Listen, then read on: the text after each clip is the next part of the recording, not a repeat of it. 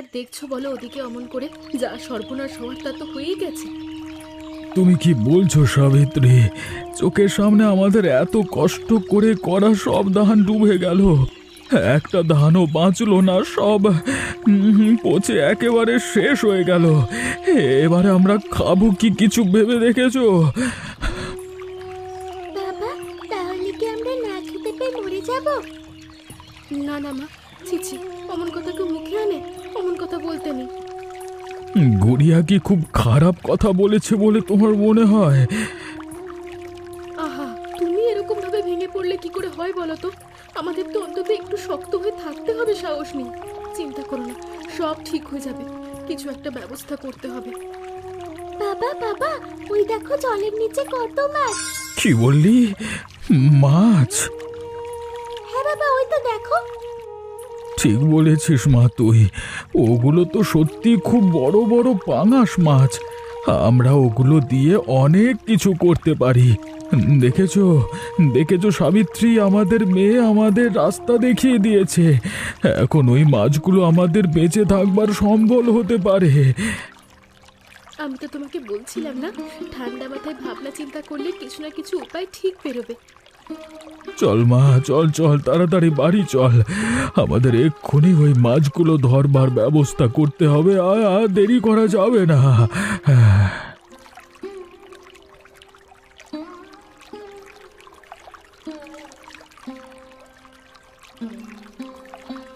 তারপর এক্ষুনি তো দেখছিলাম ধান ক্ষেত ডুবে যাবে বলে মরা কান্না কাঁদছিলে, আবার এখন সবাই মিলে বাড়ির দিকে দৌড়াচ্ছ কেন তাড়াহুড়ো করে? মাথাটা কি একদম খারাপ হয়ে গেছে? পার্বতী, তুমি এত অন্যের দিকে নজর দাও কেন গো? একটু নিজের দিকেও তো তাকাতে পারো।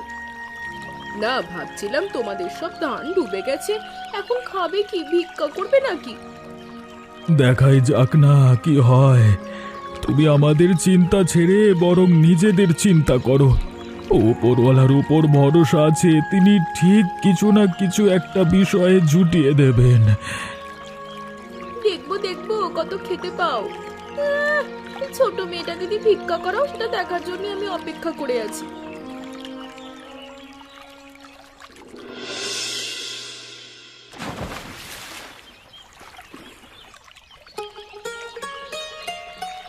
তুমি এত মাছ তো ধরছো, কিন্তু এগুলো নিয়ে কি করবে ভেবেছো? দেখো, ভাবাভাবি পরে হবে, কিন্তু এগুলো যদি এখন ধরে না ফেলি তাহলে অন্য লোকের নজরে পড়ে গেলে সব নিয়ে যাবে। কিন্তু কে আর নিয়ে যাবে এই জিনিস? তা অবশ্য ঠিক কথাই বলেছ, গ্রামে খেতে চায় না লোকে এ জিনিস। কি আর করা যাবে, কম দামে সস্তায় বিক্রি করতে হবে এই বন্যার বাজারে। এখন বন্যার মধ্যে ভালো মাছ পাওয়া যাচ্ছে না, কেউ ধরতেই পারছে না। সবাই ওই ছোট ছোট চুনো মাছ খেয়ে বেঁচে আছে। এর মধ্যে এগুলো সস্তায় বিক্রি হয়ে গেলে আমাদের কদিন সংসার চলে যাবে। কিন্তু আমার একটা মাথায় ভালো বুদ্ধি এসেছে। কি বুদ্ধি? দেখো, তুমিও তো জানো আর আমিও জানি এই মাছ না একেবারে বরাবর দামে বিক্রি হবে। কিন্তু আমরা তো ঘরে প্রতিদিনই রান্না করি, সামান্য একটু তেল মশলা যদি বেশি খরচা করি, সেই মাছগুলোকে দিয়ে তেল চচ্চড়ি বানাই সুস্বাদু করে, তাহলে তো লোকে খেতে পারবে। কি বলছো তুমি, তেল চচ্চড়ি? হ্যাঁ একদম, এগুলোর মধ্যে প্রচন্ড তেল থাকে, সেগুলো বার করব, তারপর সেটা দিয়ে একটা সুস্বাদু চচ্চড়ি হয়, সেটা বানাবো। দেখো, এই বন্যায় অনেকে রান্নাঘর ভেসে গেছে, এর মধ্যে যদি আমরা মাছ বিক্রি করতে চাই তাহলে তারা আবার উল্টো রেগে যাবে। কিন্তু আমরা যদি কারোর কাছে খাবার নিয়ে যাই অসহায় অবস্থায়, তাহলে তারা খুশি হবে, কারণ এই পরিস্থিতিতে রান্নাবান্না করা অনেক মানুষের পক্ষেই সমস্যার হয়ে উঠেছে। বাহ, দারুণ বলেছ তো তুমি। তোমার কথায় আমি আরো বেশি করে উৎসাহ পাচ্ছি। চলো তাহলে, আর দেরি করব না, তাড়াতাড়ি মাছগুলো ধরে ফেলি।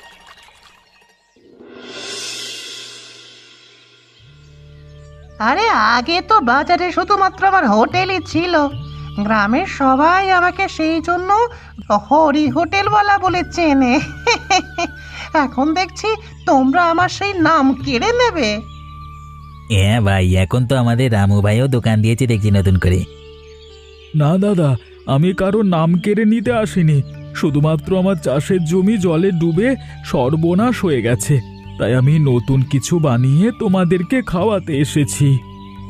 আর তাছাড়া এই বৃষ্টির বন্যার মধ্যে আমরা সবাই জানি যে রান্না বান্না করা অনেকেরই সমস্যা হয়ে উঠেছে, তাই তারা সস্তায় আমাদের কাছে সুস্বাদু খাবার খেয়ে যেতে পারে। তাহলে তো খেতে হচ্ছে, দাও দাও দাও দাও দাও দাও দাও। হ্যাঁ হ্যাঁ, আমাকেও দাও। এতদিন হোটেল চালিয়েছি, যখন তখন স্বাদ তো বুঝবই আমি। হ্যাঁ হ্যাঁ, এই নাও তোমরা সবাই। বাহ, বেশ সুন্দর খেতে হয়েছে তো। এটা কি রান্না? এটা হচ্ছে পাঙাশ মাছের তেল চচ্চড়ি রান্না। আরে সত্যি তো, এটা পাঙ্গাস মাছ বোঝা যাচ্ছে না সালা। আরে এতদিন হোটেল চালিয়ে সত্যি বলছি তো এমন জাদুকরি রান্নার খোঁজ কোনোদিন পাইনি।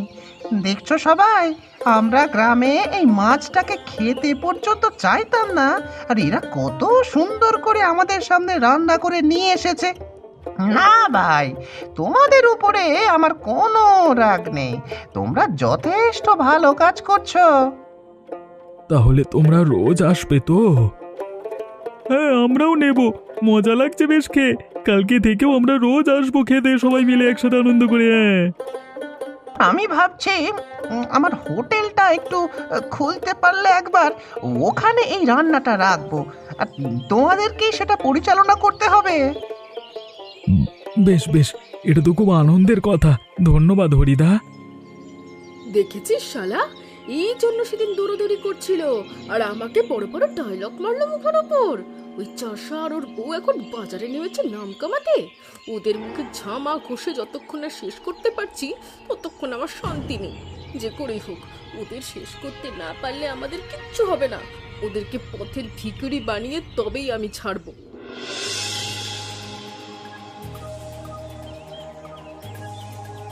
যতই বাজারে গিরি করো, আজকের মতো সব শেষ। তোমাদের সব টাকা পয়সা মূলধন আমি আজ নিয়ে চলে যাব, সেটা কেউ জানতে পারবে না। তোমরা বাজারে সবার হাততালি কামাতে ব্যস্ত, আর আমি এখানে তোমাদের সব মালপত্র গায়েব করতে। এখন কেউ বাড়িতে নেই, নিশ্চয়ই টাকা পয়সা এখানেই আছে, সব নিয়ে পালিয়ে যাব। তারপর দেখবো কিভাবে করো ব্যবসা।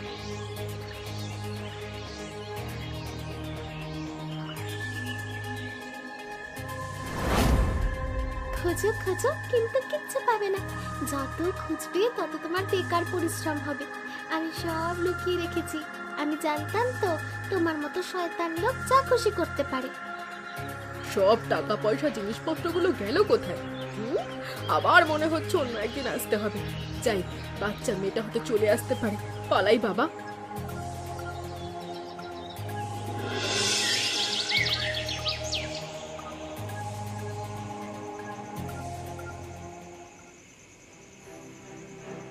বাবা, আমি একটা কথা বলতে চাই তোমাদের।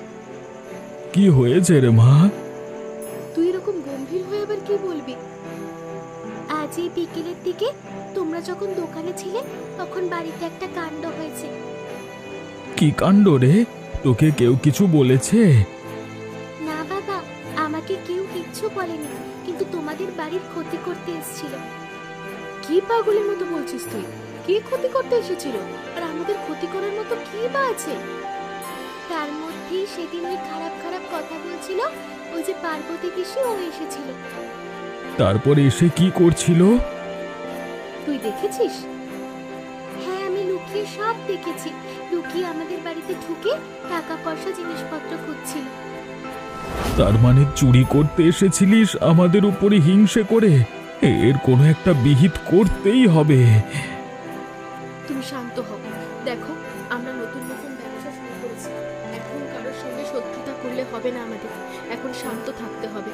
আমাদের সাবধান হয়ে ওর উপর লক্ষ্য রাখতে হবে। রাগ করব না আমরা। দেখি না জল কদ্দূর গড়ায়। টাকা যখন পাইনি তখন অন্যরকম ভাবে প্রতিশোধ নেব। এই যে বেটারা এত বোকা যে দোকান খালি রেখে লোকের সাথে গল্প করতে গেছে, আমি এই নুন মিশিয়ে দেবো আজকে। তারপর সবাই যখন এই খাবার খাবে মুখে থুতু দেবে, আর লুকিয়ে লুকিয়ে আমি মজা নেব। আজকের পর দেখবো বাজার দোকান কেমন করে চালায় ওরা। চলো, আর দেরি করে লাভ নেই, দোকান শুরু করা যাক।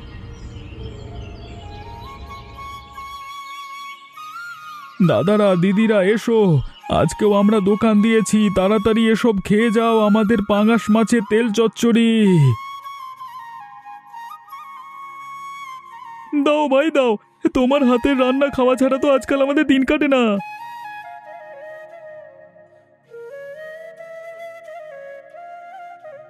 বাবা বাবা বাবা বাবা, অপূর্ব, তোমাদের হাতের রান্না তো দেখছি দিন দিন উন্নতি হচ্ছে। এত সুন্দর রান্না তোমাদের বানালে কি করে তোমরা?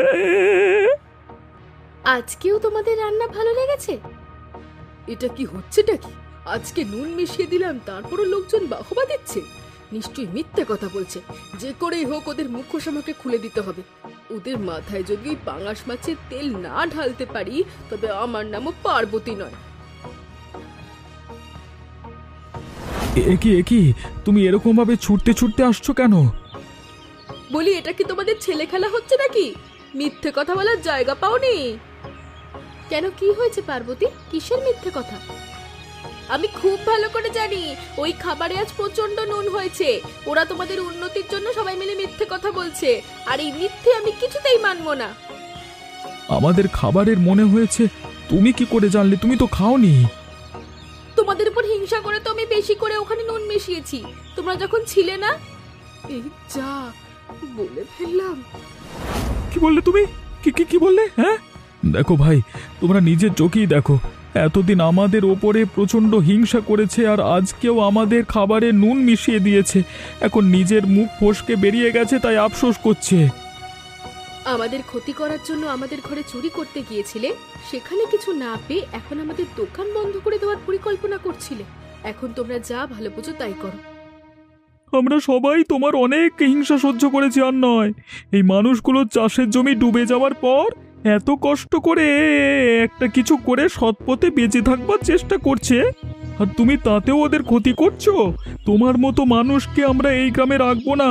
এই গ্রামে রাখলে তুমি আমাদের গ্রামের সর্বনাশ করে দেবে, আমাদের সবার ক্ষতি হবে, তাই আমরা গ্রাম থেকে বের করে দেব। না না না না, বিশ্বাস করো, আমার ভুল হয়ে গেছে। আমি স্বীকার করছি আমি হিংসা করতাম। আসলে আমি ওদের সাফল্য দেখতে পারতাম না, তাই আমি বেশি নুন দিয়ে ফেলেছিলাম। আর তারপরও ভালো হয়েছে দেখে নিজের রাগকে নিয়ন্ত্রণ করতে পারিনি। না না, আমরা আমরা আমরা কিছুতেই মেনে নেব না। চলো চলো, সবাইকে বলে দিই, চলো।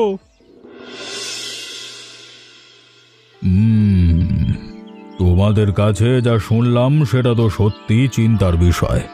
এমন কাণ্ড গ্রামে হলে তো সেটা একদমই ভালো নয়, আর আমি পঞ্চায়েত প্রধান হয়ে সেটা কিছুতেই মেনে নেব না যে আমার গ্রামে লোকজন চুরি করেছে বা অন্যের এমন ক্ষতি করবার চেষ্টা করছে। দেখুন বাবু, আমরা অনেকবার মানা করার চেষ্টা করেছি, কিন্তু কিছুতেই কিছু হয়নি। আমাকে ক্ষমা করে দিন বাবু, বিশ্বাস করুন আমি সবার সামনে বাজারে ক্ষমা চাইছি। আমাকে যদি আপনারা শাস্তি দেন তাহলে আমি কোথায় যাব? আমাদের ক্ষতি করবার সময় তোমার মনে ছিল না? হ্যাঁ, আজকে ওদের ক্ষতি করেছে, কালকে আমাদের সবার ক্ষতি করতে পারে। এমন লোক আমাদের সমাজের পক্ষে ক্ষতিকারক। আপনি বিশ্বাস করুন বাবু, আমি এত বছর হোটেল চালিয়ে এত সুস্বাদু খাবার কোনোদিন খাইনি। তাই আমি পর্যন্ত এই খাবার খেয়ে অবাক হয়ে কথা দিয়েছিলাম আমার হোটেলে এখন থেকে এই খাবার রাখবো, আর হোটেল ধীরে ধীরে বড় করব, আর আমরা সবাই মিলে সেই ব্যবসাটায় নামবো। এই সব কিছু একেবারে শেষ করে দিতে চাইছিল ওই শয়তান মহিলা। আমি তোমাদের সবার অভিযোগ বুঝতে পেরেছি, আর বুঝতে পেরেছি বলেই তোমাদের সবার সাথে সহমতি জানাচ্ছি যে এই পার্বতী বলে মহিলাটাকে আর গ্রামে রাখা যাবে না। বাবু দোয়াই আপনাদের, আপনারা একবার বিচার করার আগে আমার দিকে চেয়ে দেখুন। আমি অসহায়। হ্যাঁ, আমি হয়তো ভুল করেছি, কিন্তু এমন কঠিন শাস্তি পেয়ে গ্রাম ছেড়ে আমি কোথায় যাব? আমি তো আর কোথাও যাওয়ার জায়গা নেই। তাই তোমরা যদি আমার সবাই একটু মানিয়ে নাও আর একটা সুযোগ দাও, তাহলে আমি কথা দিচ্ছি আর এমন ভুল কাজ করব না। না না, আমরা কিছুতেই মানবো না। সবাই শান্ত হও, আমার মনে হয় ও ঠিক কথাই বলছে। কি বলছো কি তুমি সাবিত্রী? ও আমাদের ক্ষতি করতে চেয়েছিল। সেটা খুব ভালো করেই জানি। আমি প্রধানবাবুর কাছে অনুরোধ করছি ওকে আর একটা সুযোগ দেওয়ার জন্য। আসলে ও হয়তো কোনো কাজ করে না, বা ওর অবস্থা আমাদের থেকেও খারাপ, সেই জন্যই হিংসে করছে। ওকে আমাদের হোটেলে কাজ করার অনুমতি দেওয়া হোক। উপার্জনের রাস্তা খুলে গেলে হয়তো ওর মন থেকে হিংসে চলে যাবে। আর তারপরেও যদি কারোর ক্ষতি করার চেষ্টা করে তাহলে তো এই যা বিচারের সিদ্ধান্ত নেওয়া হয়েছে সেটাই মেনে নিতে হবে। তোমাকে অনেক ধন্যবাদ সাবিত্রী, আমি তোমাদের এত ক্ষতি করার চেষ্টা করেছি কিন্তু তুমি শেষ পর্যন্ত আমাকে বাঁচানোর চেষ্টা করলে। এই জন্যই বলে যাদের মন ভালো হয় তাদের হাতের রান্নাতেই একমাত্র স্বাদ হয়। ঠিক আছে, তাই হবে। এই গ্রামে যাদের ক্ষতি করতে চেয়েছে তারাই যখন ওকে ক্ষমা করে একটা শেষবারের মতো সুযোগ দিতে চাইছে, তখন আমি আর বাধা দেব না। তবে মনে রেখো তুমি, এটাই তোমার জন্য শেষ সুযোগ। এরপরে যদি তোমার বিরুদ্ধে কোনো রকম অভিযোগ আমার কানে আসে তাহলে কিন্তু দূর দূর করে গ্রাম থেকে তাড়িয়ে দেব। এখন যাও তোমরা সবাই, যাও। দেখো দেখো হরি কাকা, আমাদের বাড়িতে চুরি করতে এসেছিল, আমাদের খাবারে নুন মিশিয়েছিল। আজ তার কি অবস্থা, শেষ পর্যন্ত কিনা আমাদের হোটেলেই এসে বাসন মাজছে। এই জন্যই তো বলেন নিয়তি, তোর মা খুব বুদ্ধিমানের কাজ করেছে। ওকে যদি গ্রাম থেকে তাড়িয়ে দেওয়া হতো তাহলে ওর উচিত শিক্ষা হতো। এখন যাদের ক্ষতি করেছে তাদের সামনেই মাথা নিচু করে পাপের প্রায়শ্চিত্ত করতে হচ্ছে ওকে। এই জিনিসটা ওকে সারা জীবন পীড়া দেবে। ঠিক বলেছ, এর মধ্যে দিয়ে ওর যেমন উচিত শিক্ষা হলো তেমন আরো 5টা মানুষ দেখতে পেল যে এই গ্রামের থেকে গ্রামের মানুষের ক্ষতি করার চেষ্টা করলে ফলটা ভয়ানক হতে পারে।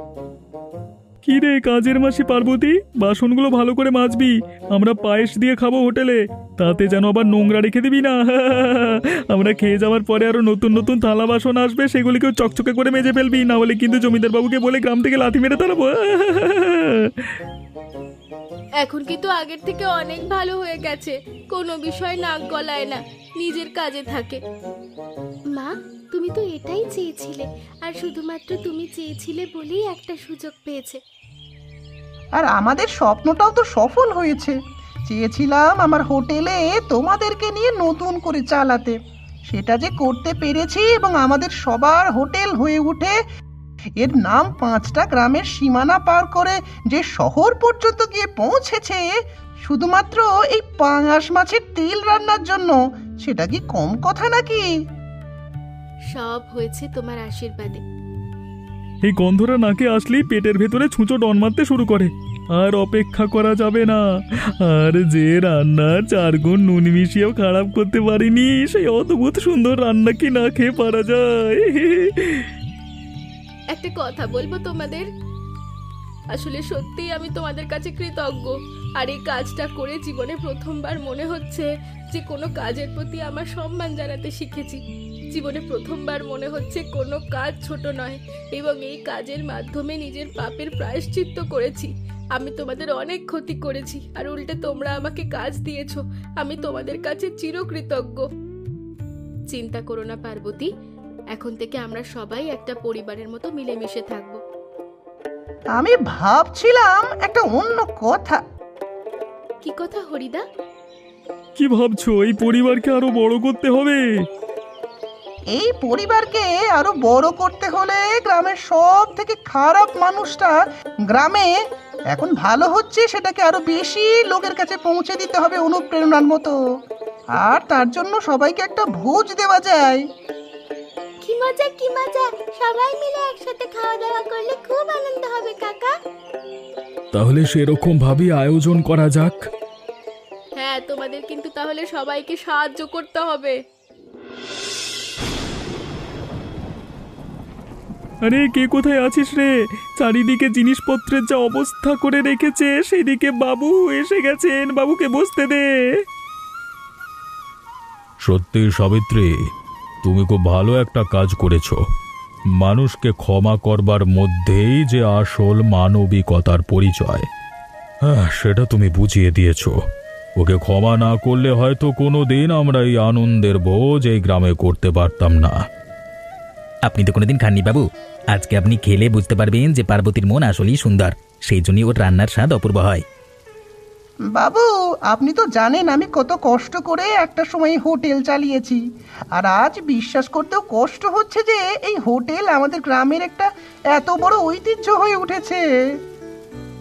আর সব থেকে বড় কথা, জগন্নাথ বাবুর মতো গ্রামের প্রধান পেয়ে আমরা খুবই গর্বিত। কোনো বিষয় আমাদের কোনো সমস্যা হলে আগে বাবু নিজে উপস্থিত হন, এর জন্য আমরা খুব কৃতজ্ঞ। সেদিন কথা হয়েছিল যে আমরা একটা গোটা পরিবার করে তুলব। আজকে দেখে মনে হচ্ছে যে এই পরিবার আমাদের শিখিয়েছে ক্ষমা আর ভালোবাসাই হচ্ছে আসল বন্ধন। খেয়ে দেখুন বাবু কেমন হয়েছে। উফ, কি সুন্দর রান্না করেছিস রে বেটা তোরা। আহা হা হা, মন ভরে গেল। আরো একটু দে দে, তো একেবারে হাত চেটে খেয়ে ফেললাম আমি। আজ আপনাদের জন্য আমি আবার সাধারণ ভদ্র মানুষের সমাজে বেঁচে থাকতে পারছি মাথা উঁচু করে। তার পেছনে সাবিত্রী আর গ্রামবাসীদের অবদান ততটা অবদান কিন্তু আপনাদেরও।